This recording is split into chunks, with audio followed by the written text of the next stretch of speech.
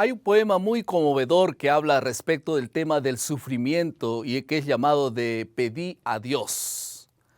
Le pedí a Dios que quitara de mí el dolor y Dios dijo no, no lo puedo quitar porque el dolor sirve para mantenerte despierto.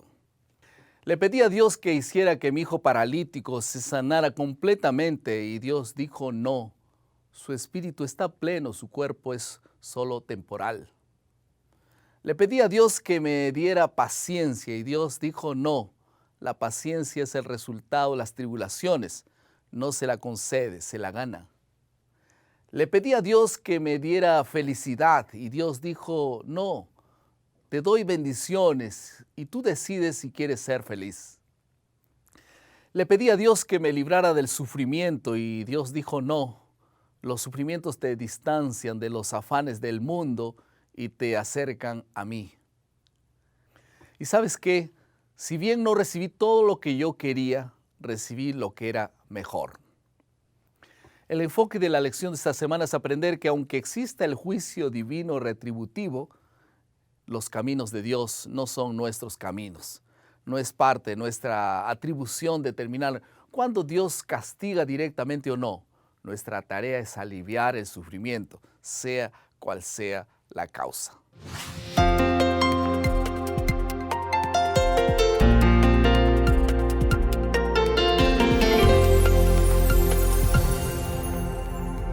Hola amigos, ¿se encuentran bien ustedes? Bienvenidos al bosquejo de la lección de la escuela sabática. Estamos en la lección número 7 y el título de la lección es Juicio Retributivo. Y vamos a comenzar con dos asuntos. En primer lugar, las palabras duras que están en el discurso de Bildad y en segundo lugar, juicio retributivo. ¿Todo bien? Vamos a comenzar por el primer asunto, palabras duras. El discurso de Bildad, expresado en Job capítulo 8, verso 1 hasta el versículo 20, es realmente una respuesta a las palabras de Job que él considera una censura contra Dios. Algunos argumentos que nosotros encontramos en este discurso. En primer lugar, Dios siempre castiga a los malos. Ahí está, Job capítulo 8, versículo 13.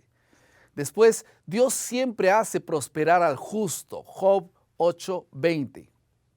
El análisis lógico y riguroso de Bildad lo volvió insensible al sufrimiento de Job, haciendo de Dios un verdugo de su propia justicia. Pastor, ¿por qué las palabras de Bildad causaron tanta rebeldía en el corazón de Job?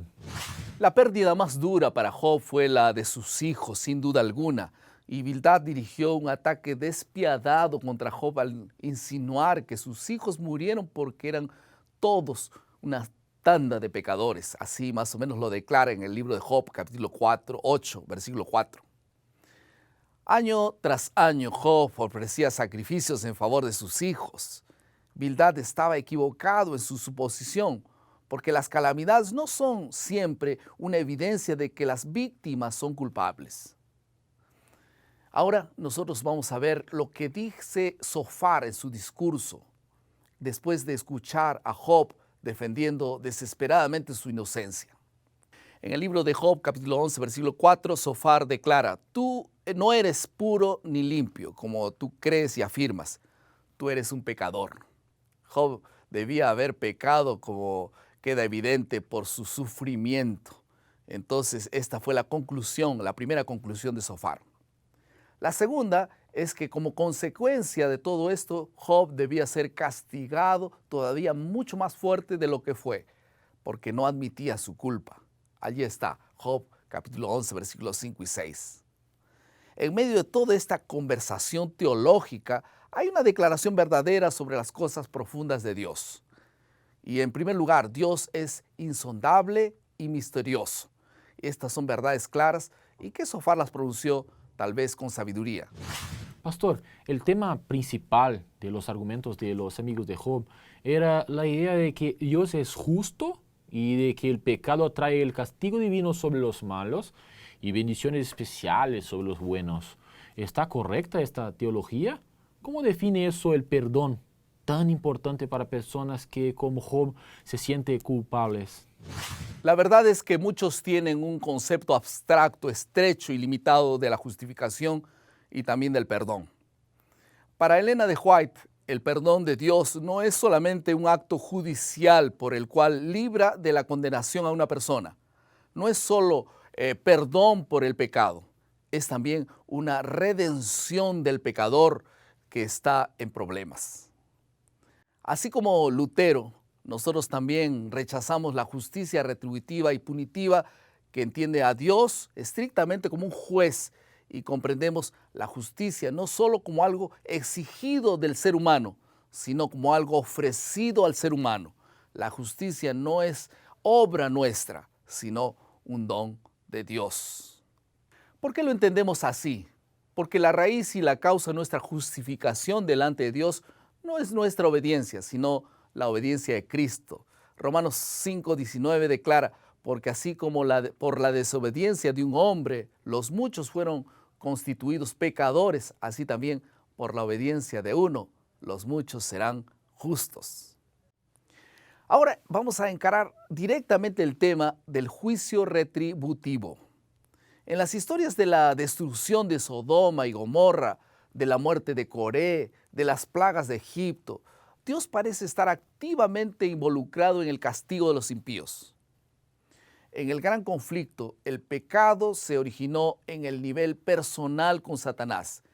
El fin del pecado, ya sea por medio de los castigos directos citados en la Biblia, que pronuncia un juicio final, sea por la destrucción final del pecado en el tiempo del fin, también ocurrirá mediante la actuación de un ser personal, es decir, un Dios involucrado activamente en la obra también de la salvación. En la Biblia el juicio de Dios está ligado directamente a su misericordia. No es un acto cruel de Dios, es un acto de misericordia porque está defendiendo hasta el final a las criaturas a quien creó. Pastor, ¿estamos viviendo en este tiempo del juicio retributivo? No estamos viviendo en el tiempo del juicio retributivo. El bien y el mal están mezclados y sobrevienen calamidades a todos. A veces las personas sobrepasan la línea de demarcación del cuidado protector de Dios y entonces Satanás ejerce su poder sobre ellas. Algunas aplicaciones al final de esta lección. Está claro que el sufrimiento no es un castigo divino a cada uno de nosotros, una especie de retribución de los cielos, aunque podemos aprender algo mediante el sufrimiento. En primer lugar, algún sufrimiento es necesario para el desarrollo del carácter. No se alcanza la compasión sin la miseria. No se desarrolla la paciencia sin tribulación. No se adquiere valor sin el temor. No se alcanza la persistencia sin la privación. No se desarrolla el valor sin el miedo o el peligro. En resumen, algunas virtudes estarían totalmente ausentes sin el dolor físico. Por otro lado, no podemos rechazar impunemente las advertencias que Dios, en su misericordia, siempre nos envía. La transgresión de los mandamientos de Dios hace que su mano, que trae prosperidad, sea también removida de la protección. Vamos ahora a la última parte de nuestro bosquejo, que es la creatividad. Seguramente usted conoce personas que están sufriendo. A diferencia de los amigos de Job, haga algo positivo por alcanzar a alguien que sufre. Algunos consejos, tal vez, a la hora de llegar hasta ellos. En primer lugar, vaya donde están, haga una visita. En segundo lugar, escuche a aquella persona. En tercer lugar, ore por ella. Y en cuarto lugar, déjele un mensaje bíblico de esperanza por escrito si es posible. Hemos llegado al final de nuestro bosquejo. Esperamos que haya sido de gran utilidad para el estudio de la palabra de Dios. Recuerde siempre, maná, cada día, cada uno, cada mañana es alimento para la vida. Que Dios te bendiga.